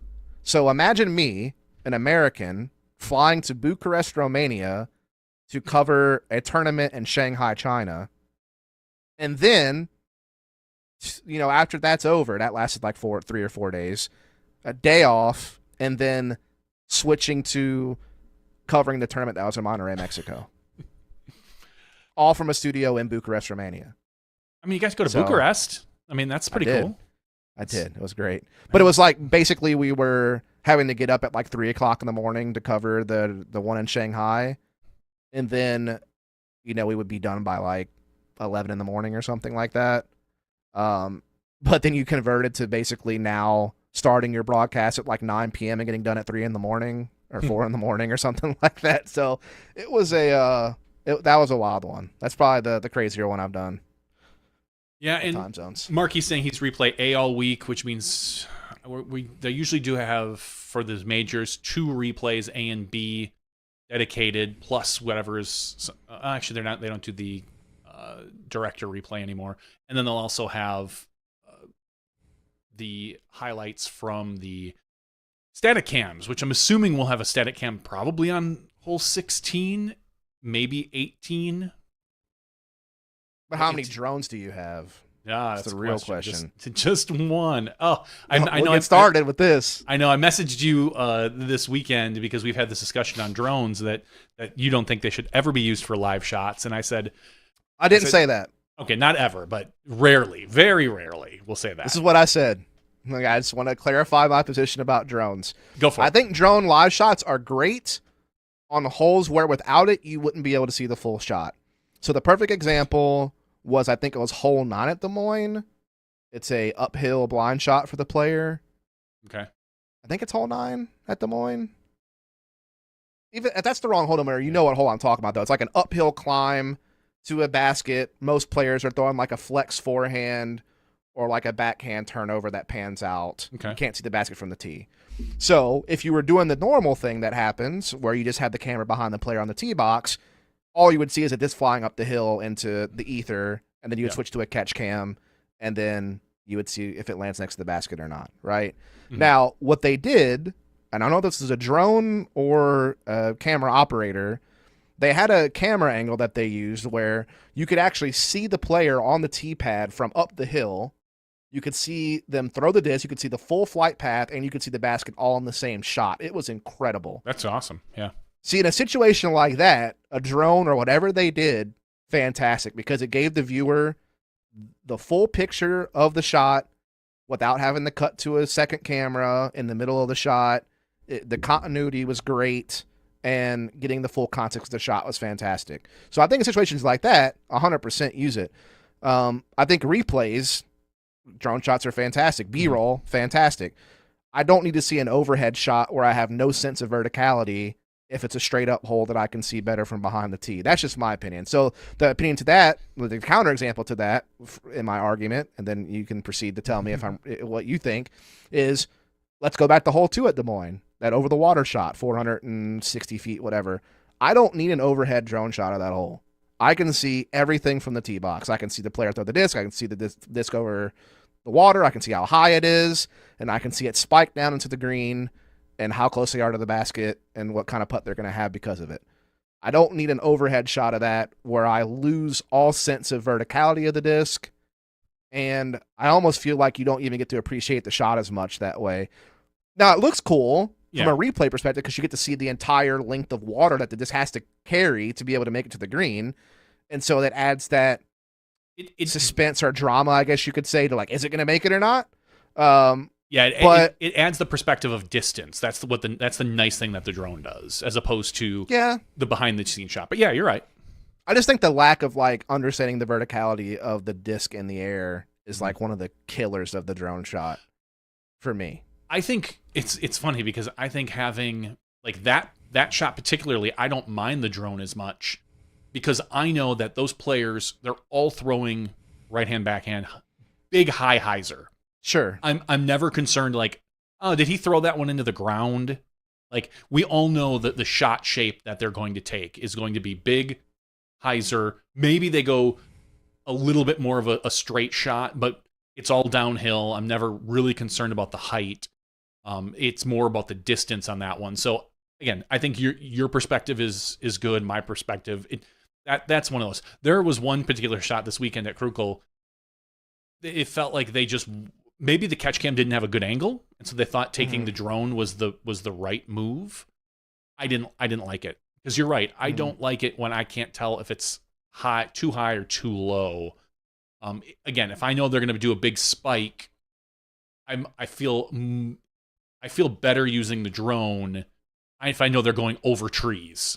Hey, we're going to try to use the drone on this shot because the drone might be the best angle, as opposed to just blindly coming in on the catch cam that you can't see. Yeah, like if you know a player's throwing like an over-the-top grenade or something like that, and you have the drone at like the right height to catch that could look pretty cool, actually. Yeah, we caught some really cool ones.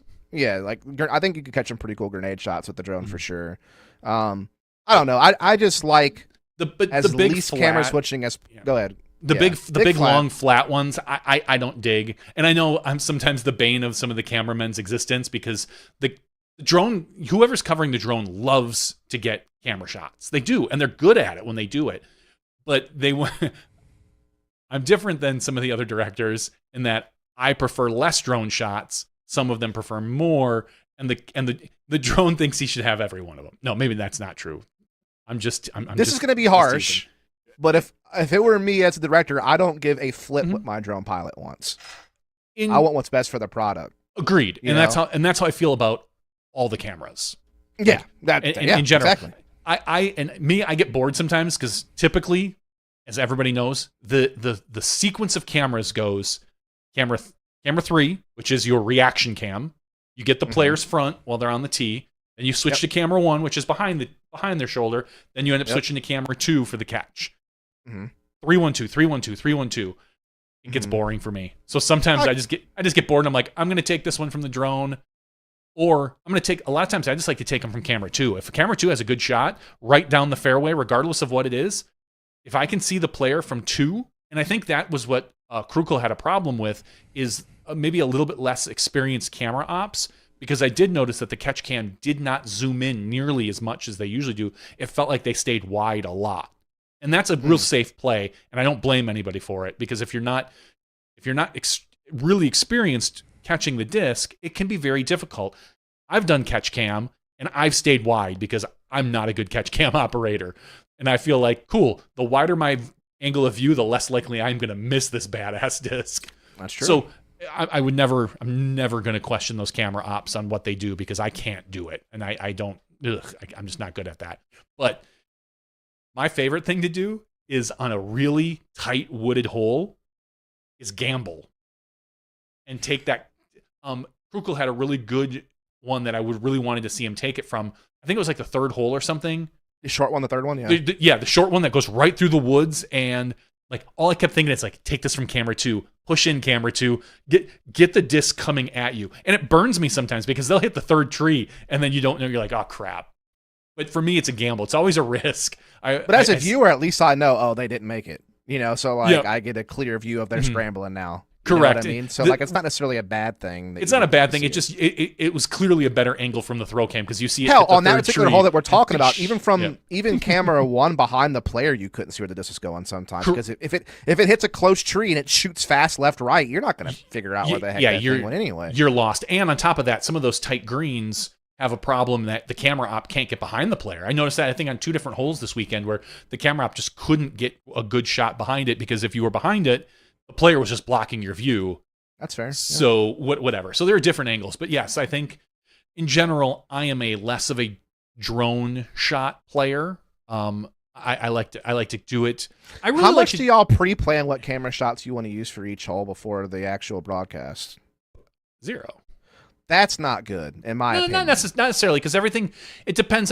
The camera ops know their positions. Like, there'll be a little bit of talking beforehand, like, hey, but we don't necessarily, because sometimes, a lot of times, if we're going to take a drone shot, like, hey, the drone operator sometimes will be in my ear saying, hey, this I think would be a really good one for me to take. And I'll be like, all right, cool.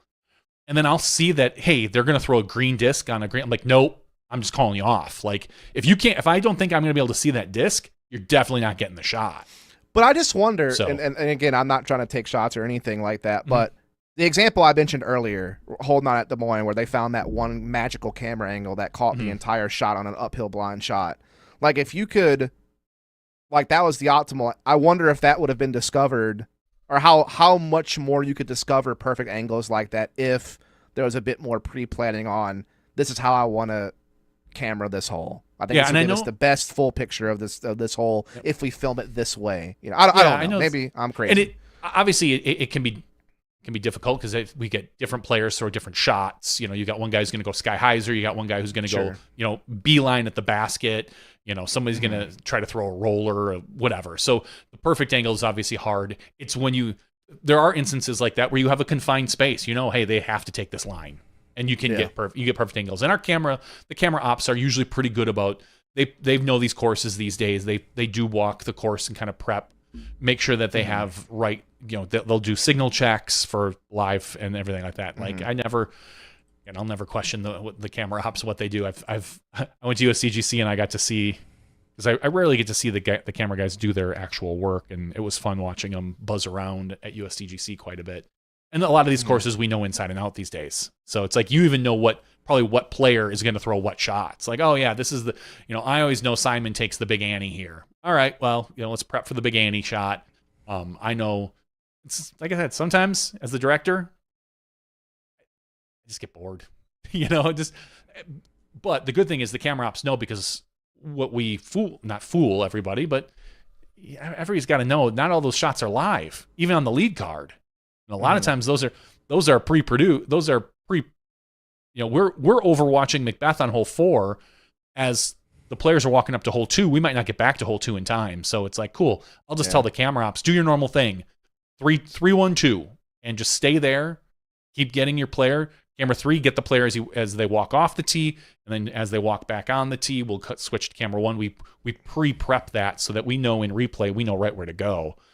It would be nice, and someday I think maybe they'll get to the point where where almost everything is done out of replay, kind of like golf, whether it's just a few seconds or 20 or 30 seconds, where you've got one person directing one set of cameras, another person directing another set of cameras, and one person who's just literally picking the best shots. Like, I want that one, I want this one, and you've got mini directors with a major director.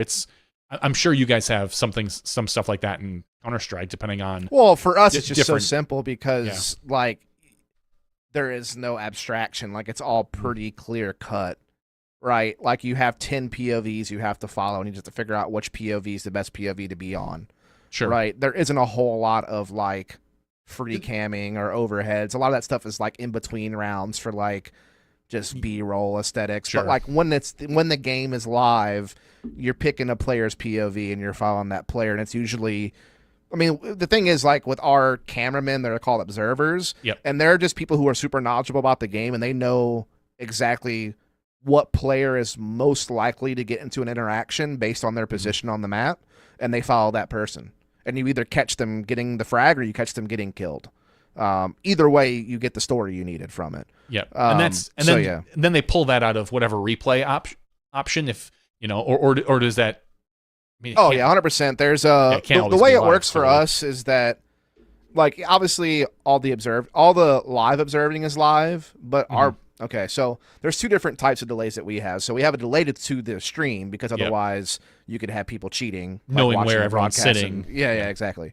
So there's obviously a delay to the main broadcast anyway. But for us commentators and for the main observer, all that is totally live, and it's just the skill of the observer to know where they need to be looking.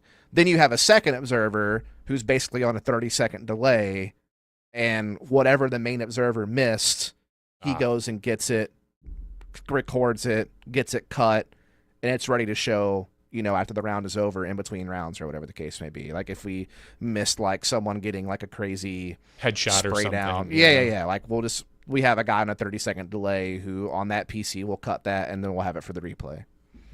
They won't go back during the live broadcast and show that? They'll save it as B-roll?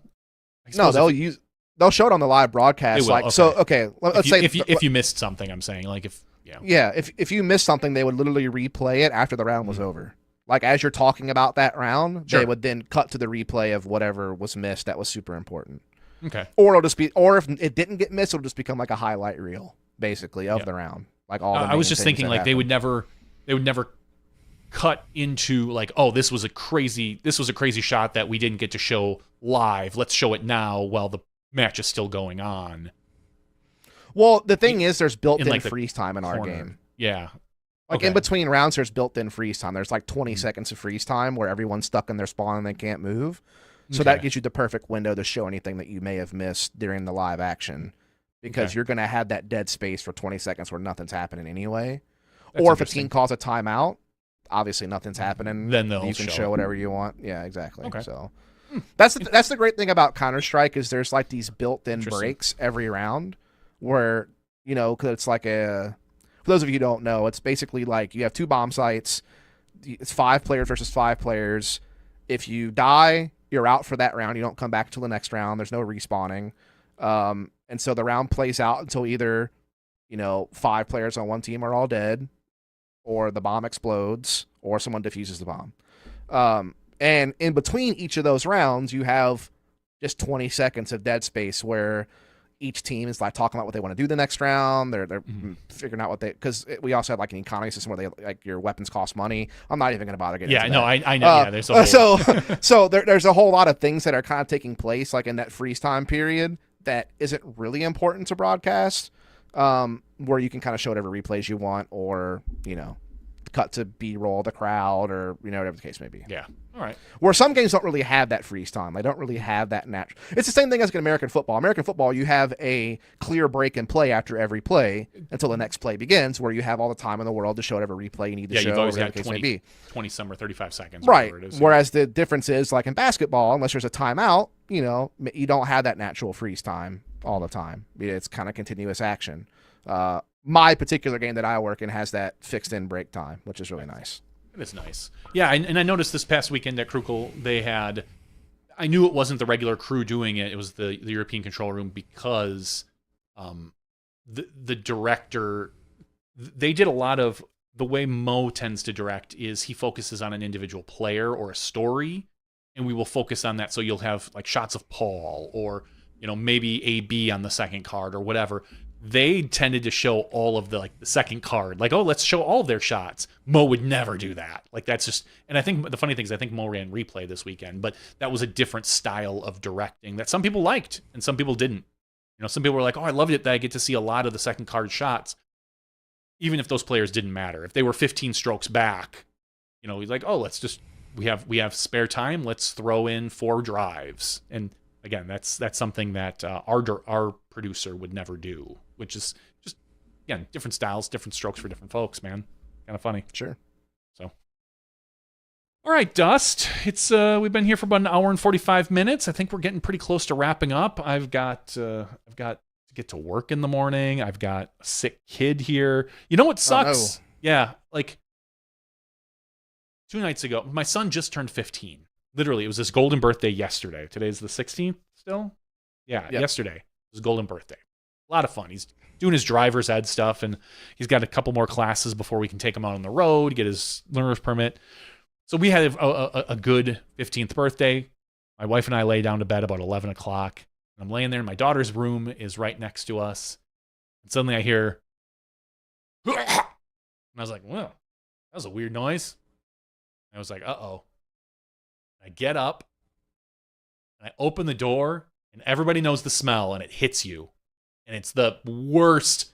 And I was just like, I look, and she's covered in vomit. Just covered. Like, head all the way down to, like, her chest. Like, it must have been a mountain of spew that she just let go. And I just almost lost it right there when I opened the door. I was like, because it's hot. Like 2 nights ago, it was like 90 degrees. And we don't have air conditioning in our house. We've got a little split air conditioning, but it's an older house, and it stays generally cool because we're near the lake. But it was gross. So just having to, like, all right, in the bathroom, strip her down, get her in the shower, have her do that, and then clean the stuff and literally hosing vomit off of stuff. And I was like, all right, no big deal.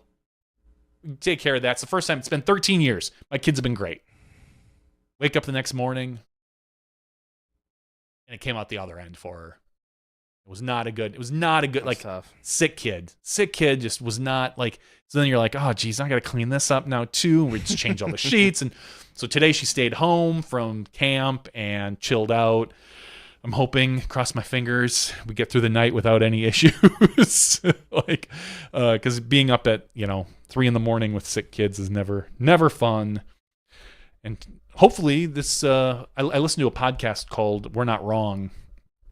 Kind of a political podcast, but they're doing a show here in Milwaukee for the RNC. It's a little bit comedy, a little bit politics. It's not too bad, but it's like a block from my office on Friday night, so I'm going to get to go see that. I'm really excited for this weekend, and I get to watch European Open. So, what more can you ask for in a weekend? Honestly, is just have to avoid the RNC, and we're good to go. There you go. So another major. I'm ready for it. And yeah, another major. We'll have 2 down, and we'll have a really good picture of player of the year, I think, after this, and we can, I'm sure we'll talk about it. Bro, I don't know. I think MPO is going to be wide open. It's just going to continue to be wide open, I think. You're right. It could muddy up.